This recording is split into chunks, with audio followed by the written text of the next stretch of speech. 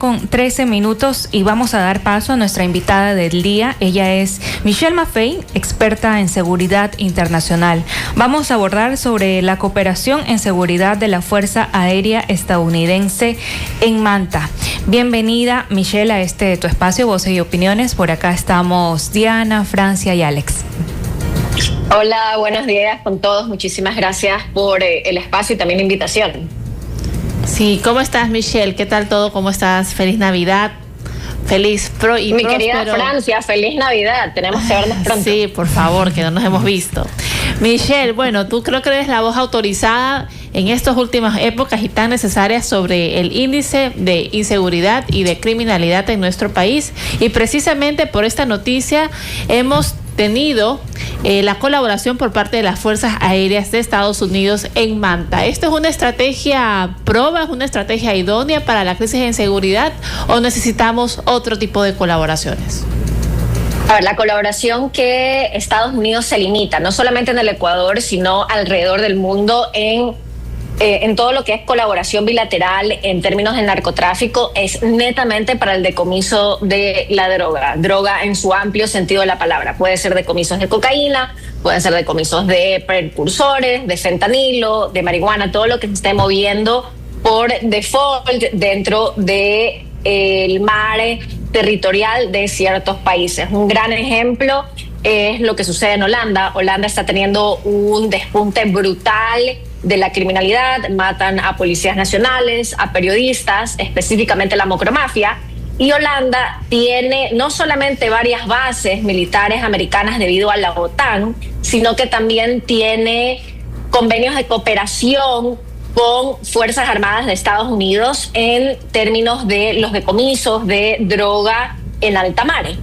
Lo lamentable del decomiso de droga en alta mar es que, a nivel global, los decomisos, indiferentemente de cómo están moviendo la droga, solamente representan el 20% de lo que realmente se está moviendo dentro del mercado ilícito.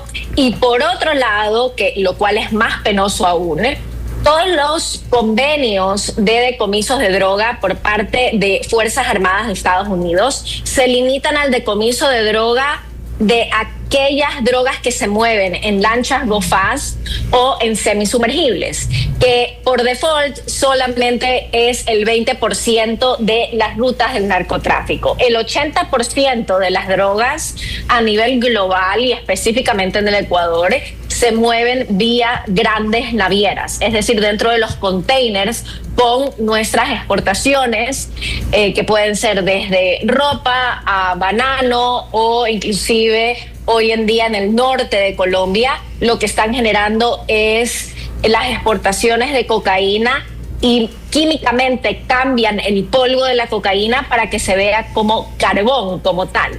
Entonces, es un gran problema hoy en día para las autoridades portuarias decomisar de una manera eficiente el tonelaje de droga que se está moviendo vía grandes navieras, que es enorme. Y eso, ningún convenio de decomiso de droga con Fuerzas Armadas de Estados Unidos lo hace de una manera, se podría decir, prolija y efectiva. Se limitan muchísimo. Claro, o sea, podemos decir que esta colaboración de las Fuerzas Armadas en un mínimo nos podría ayudar porque la droga se mueve más vía navieras, como bien has mencionado, vía marítima, y el tráfico aéreo solo se limita a un 20%, si no me equivoco, Michelle. Exacto, y no solamente es el tráfico aéreo, es el tráfico en lanchas go fast, porque las fuerzas aéreas pueden ser que vengan no solamente con aviones, sino que también puede ser que vengan también con botes. No se sabe exactamente qué tipo de infraestructura van a traer, pero tú tienes ahí las avionetas Cessnas, que son las avionetas pequeñas, muy a lo Pablo Escobar de los años 70, años 80, que sí, te llevan toneladas de droga, pero si tú comparas el tonelaje que tú puedes mover en containers versus lanchas go fast, semisumergibles o también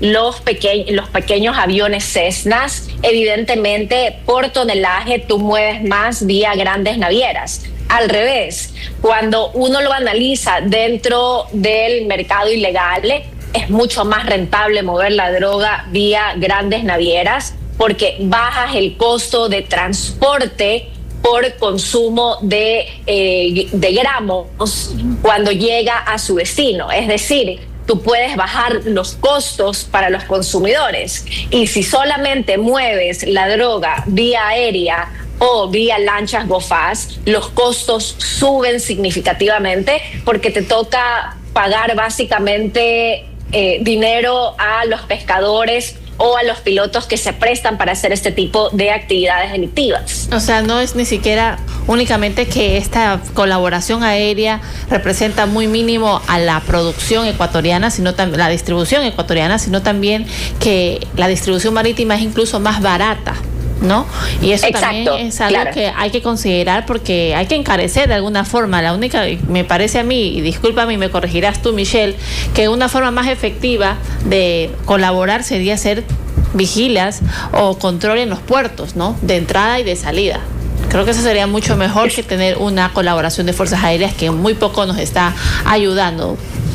Alex. Sí, y lamentablemente en Puerto, ¿qué es lo que nos estamos dando cuenta? Y eso se están dando cuenta también muchísimas empresas privadas de seguridad, que tienen AirTags, que se puede ver todos los videos dentro de Puerto, que pasa inclusive la unidad canina sin problemas, de que lamentablemente hay un sinnúmero y una pletora de containers que son contaminados dentro de Puerto.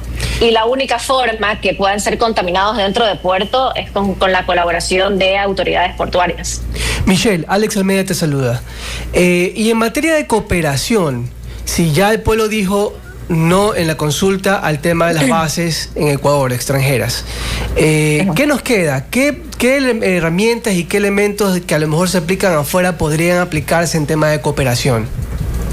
Miles, por si acaso. Las bases militares, y eso lo podemos ver con la base aérea Cadena y la base aérea Ramstein. Una está en Japón y otra está en Alemania. Japón históricamente ha tenido problemas con los yakuzas, que es básicamente crimen organizado, y Alemania ahorita con la micromafia. Están teniendo problemas de crimen organizado.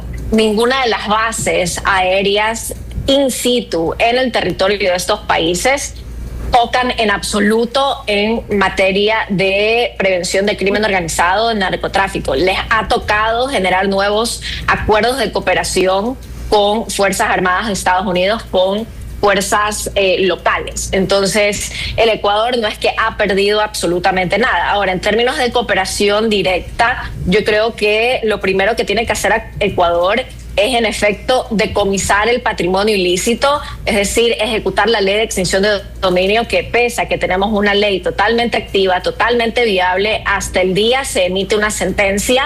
Y por otro lado, en el momento que se decomisa el poco patrimonio que se está decomisando, no se está utilizando de una manera efectiva en programas para la sociedad civil o para ciertos barrios marginales. Un gran ejemplo de cómo tú pudieses decomisar los patrimonios ilícitos y también revenderlos a la ciudadanía, porque el Estado a cada rato dice que no tiene billete, es lo que básicamente hace la Cenabicó en Paraguay. La Cenabicó es, se puede decir, el equivalente a nuestro Inmobiliar. Y dentro de Inmobiliar, yo tengo un colega que está trabajando en Inmobiliar de aquí en Guayaquil.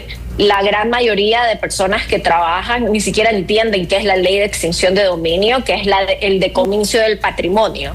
Ahora, el decomiso del patrimonio, tú puedes, o uno, utilizarlo directamente el Estado a la sociedad. Por ejemplo, decomisé un edificio y lo voy a hacer un nuevo ministerio.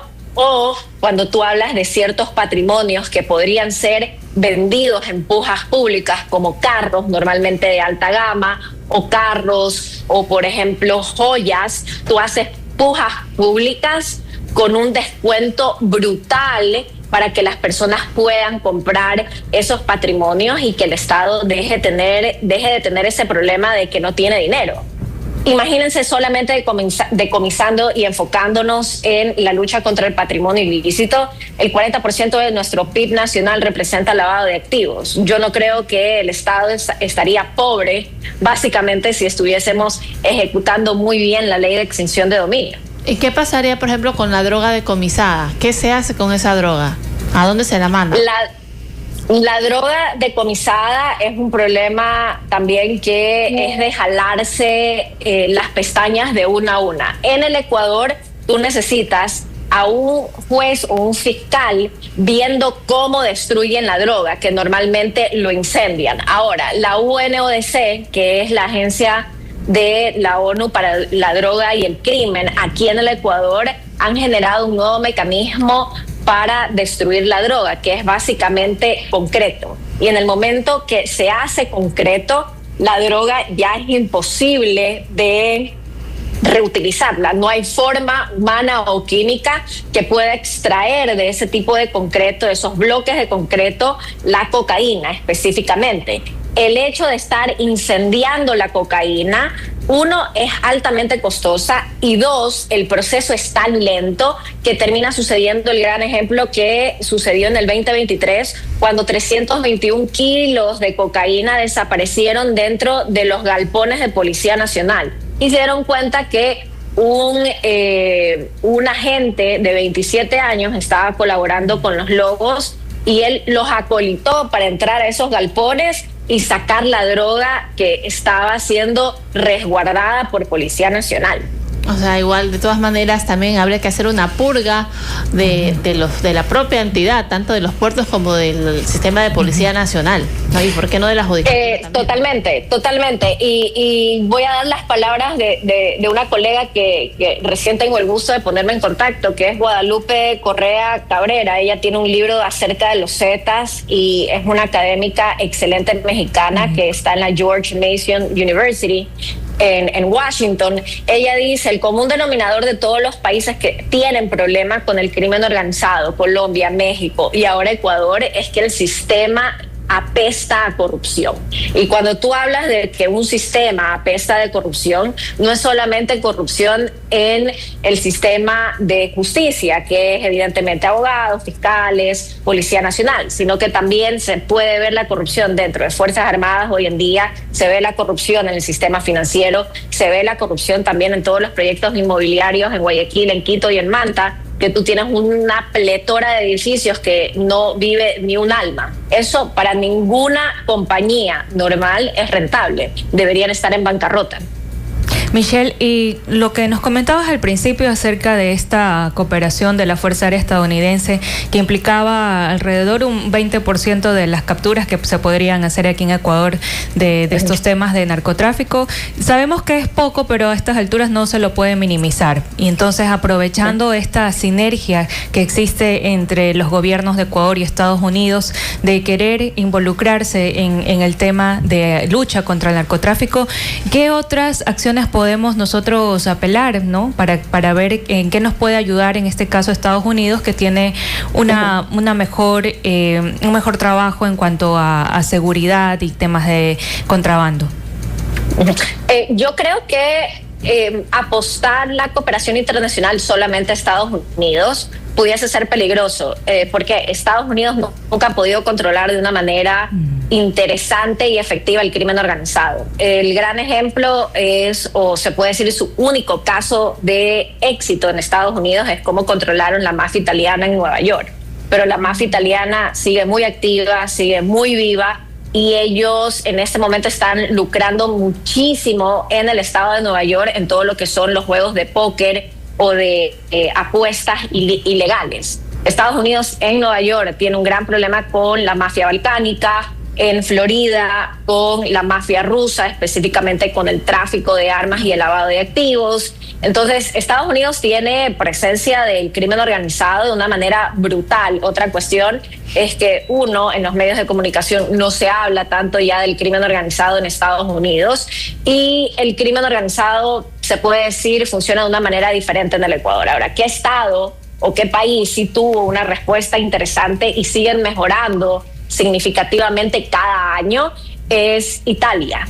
Italia tiene en sí las mejores leyes de extinción de dominio y de reutilización del patrimonio ilícito. Y lo más interesante es que la Guardia de Finanza italiana en el 2024, cuando estuvieron aquí en un congreso de seguridad en Guayaquil, estaban buscando la forma de colaborar directamente con el Estado ecuatoriano y tener agentes de la Guardia de Finanza aquí in situ para robustecer y volver, se podría decir, a construir a la UAFE.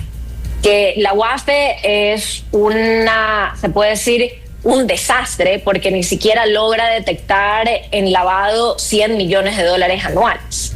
Entonces, un país que deberíamos nosotros estar apostando muchísimo en cooperación internacional son los italianos. Los italianos entienden que el crimen organizado es una cuestión profundamente de corrupción en la sociedad y en todas las esferas de un Estado, y el hecho de que ser un corrupto o ser un criminal es extremadamente rentable dentro del Ecuador, y eso lo entendieron también en Italia. En menos de 10 años ellos pudieron bajar significativamente el índice de corrupción en Italia. En los años 80 eran el país más corrupto dentro de la Unión Europea y hoy en día han mejorado extremadamente, o sea, han podido generar en efecto un resultado a largo plazo. ¿Y cuál ha sido esa fórmula que ayudó a buscar un poco esa solución, ¿no?, versus años anteriores?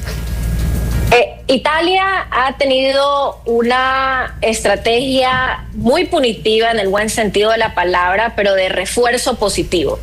Gran ejemplo, solamente hablando en materia de la respuesta estatal directa. Ellos decidieron ir por una respuesta de 3 vías. Uno, una reforma dentro del sistema penal, dentro de su COIP como tal, donde incluyeron lo que se denomina asociación a la mafia, lo cual te ayuda no solamente a sancionar a los criminales, que de entrada los criminales igual van a ser criminales indiferentemente de la pena punitiva, pero les ayudaron a sancionar de una manera extraordinaria a políticos corruptos y a empresarios corruptos que eran los asociados a estas estructuras delictivas. Entonces se dieron cuenta que el hecho de poder sentenciar y mandar a la prisión y de paso quitarles todos los bienes que evidentemente era un patrimonio ilícito a estos políticos y a estos empresarios, generó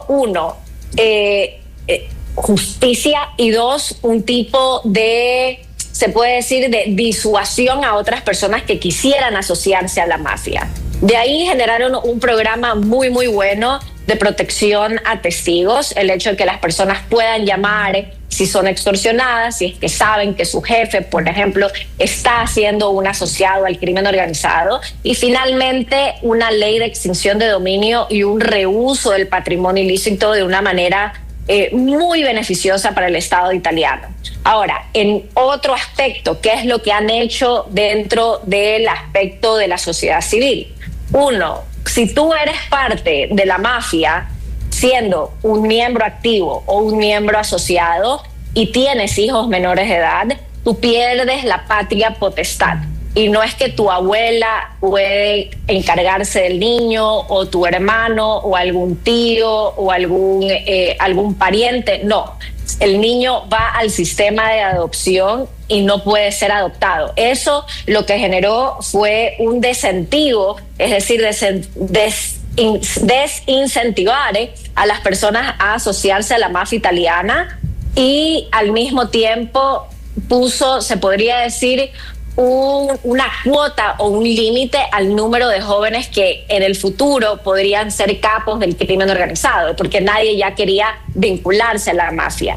Por otro lado, también estaban las estrategias de la sociedad civil de Adio Pizzo, que eso fue netamente de los dueños de tiendas o restaurantes, que dijeron nadie va a pagar lo que son las vacunas o las extorsiones, y la sociedad civil lo que hacía era restaurante o lugar que simplemente no pagaba vacunas, las personas consumían más en esos restaurantes. Entonces fue un tipo de refuerzo positivo, y los refuerzos positivos aquí en el Ecuador no existen. Yo no veo algún tipo de, se puede decir, de beneficio en denunciar actos de corrupción, en denunciar algún jefe corrupto, o el hecho inclusive de hablar de los problemas de corrupción que merman en el Ecuador. El Ecuador es un caso muy particular. Inclusive los argentinos dicen que el problema de la Argentina todo se debe a políticos corruptos y a las coimas. El Ecuador parece que o uno, le gusta demasiado la corrupción, o dos, tienen demasiado miedo de hablar de los problemas de corrupción. Y donde hay miedo y resistencia hay que mal pensar. Sí, la verdad es que acá funciona lo contrario. Las personas incluso prefieren colaborar con estas mafias que denunciarlas, ¿no? Pero como bien nos has mencionado, Michelle, hay un menú de opciones que han sido aplicadas ya en otras naciones como Italia y ha funcionado, pero definitiva porque ha habido esa buena intención de hacer el cambio, ¿no? Acá creo que todavía estamos en pañales en ese sentido, donde hay esa voluntad política, esa voluntad de las autoridades de hacer las cosas bien. Y sin embargo la sociedad también está un poco reprimida, está un poco asustada y de una u otra manera también involucrada. Entonces lo importante es que se puede hacer el cambio, la cuestión es empezarlo, ¿no? Justamente esas son las leyes y las propuestas que se deberían estar debatiendo en la Asamblea, ¿no? Así es, totalmente de acuerdo. Te queremos agradecer, Michelle, por toda la información que nos acabas de dar, seguro valiosa, y que te vamos a comprometer de una vez para una siguiente ocasión que nos sigas comentando de las novedades en el mundo sobre los temas de seguridad, y queda pendiente ese cafecito antes de que termine el año. Michelle, te mando un abrazo a tu mami, y que bueno, el año 2026 sea mucho mejor para todos. Gracias a ustedes, un abrazo y espero verlos pronto.